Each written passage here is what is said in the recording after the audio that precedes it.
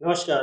तो जैसा कि आप जानते हैं गर्मियाँ जा रही हैं और बरसात आ रही है और बरसात आ रही है तो अपने साथ में तकरीबन 80 प्रकार के जो है रोग लेकर के आ रही है और ये रोग हमारे शरीर में विभिन्न प्रकार के समस्याओं को पैदा करेंगे। जैसा कि आपको पता है बरसात में बहुत सारी बीमारियाँ आती हैं और लोगों को डॉक्टर्स के यहाँ भीड़ लग जाती है। तो इनमें सबसे ज़्यादा होने वाले रोग होते हैं वायु की वजह से यानी कि वात रोग। वात रोग क्या होते हैं? वात का मतलब ही होता है वायु। वायु से होने वाले जो शरीर में रोग होते हैं, वात यानी कि बिगड़ जाती है, वायु शरीर में बिगड़ जाती है। आयुर्वेद में बताया गया वात पित्त कफ तीन ही चीजें होती हैं, तो जिसमें शरीर में वायु जब डिस्टर्ब हो जाती है तो उसे हम वात के रोग कहते हैं। वात के रोग कौन कौन से होते हैं? वात के रोग तकरीबन 80 प्रकार के होते हैं। कैसे पहचानेंगे हम कि ये वात का रोग है? तो सुलभ नास्ति बिना वातः, मतलब कि शरीर में जहां पर भी आपको दर्द हो रहा है तो वहां पर जो है वायु जो है हमारी दूषित हो गई है। जहां पर भी शरीर में आपके दर्द हो रहा है वहां पर हमारी वायु दूषित हो गई है।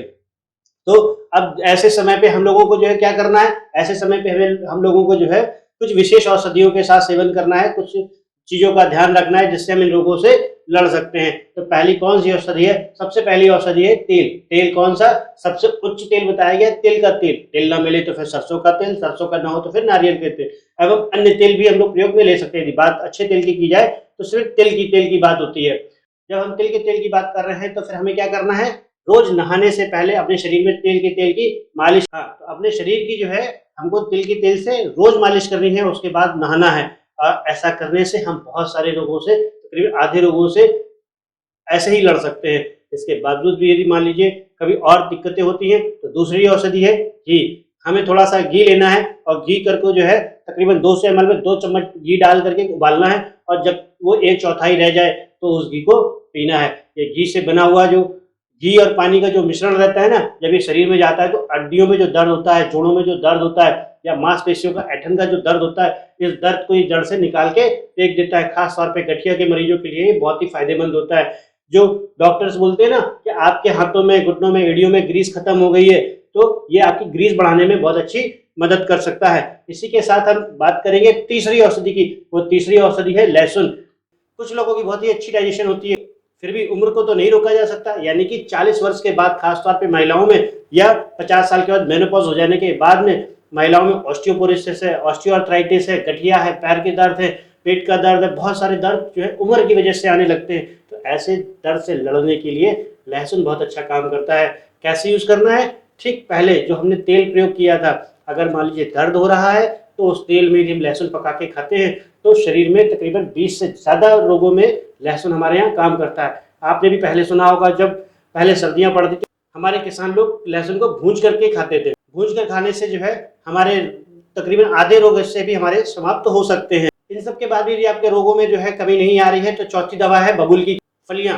बबूल की फलियों का पाउडर आसानी से मार्केट में मिल जाता है। यदि मान लीजिए किसी को बहुत ज्यादा दर्द हो रहा है और घुटने में या एड़ियों में साइटिका वगैरह का दर्द है तो बबूल की छाल आसानी से मिल जाती है। इसको यदि आप 1 चम्मच पानी दूध के साथ, 100 ग्राम दूध के साथ रोज लेते हैं तो साइटिका जैसे दर्द में या कोहनी के, एड़ी के, घुटनों के दर्दों में भी कमी आती है। साथ ही साथ जिन महिलाओं को कैल्शियम की कमी हो रही होती है, पुरुषों को कैल्शियम की कमी हो रही होती है या फिर कैल्शियम की वजह से होने वाले सामान्य रोग में भी ये काम बहुत ही अच्छा करती है। ऑस्टियोपोरोसिस जो कि बहुत सारी कंपनियों के कैल्शियम खाने के बावजूद भी कम नहीं होती, इसको आप 2 महीने खाइए, फिर अपनी रिपोर्ट कराइए, देखिए कितना अच्छा चमत्कारिक रिजल्ट आपको मिलेगा।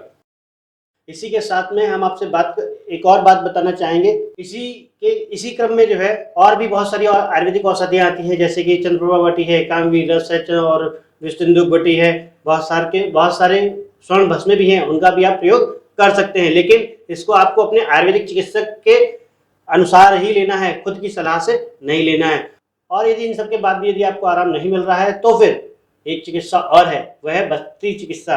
बस्ती यानी कि तेल और काढ़े का एक संयोजन बना करके हम गुदा मार्ग के रास्ते देते हैं, जो कि खास तौर पे आयुर्वेदिक पंचकर्म सेंटर दिया करते हैं। आयुर्वेदिक पंचकर्म सेंटर में बस्ती चिकित्सा की जो सुविधा है उससे आपके शरीर में होने वाले जितने भी वात के रोग हैं सभी के सभी शांत पड़ जाते हैं। तकरीबन 80 प्रकार के वात रोग जो है ना इससे धराशायी हो जाते हैं। हमारे गुरु जी कहा करते थे, बस्ती ध्यावा, बस्ती ख्यावा, बस्ती जीविका विसावा।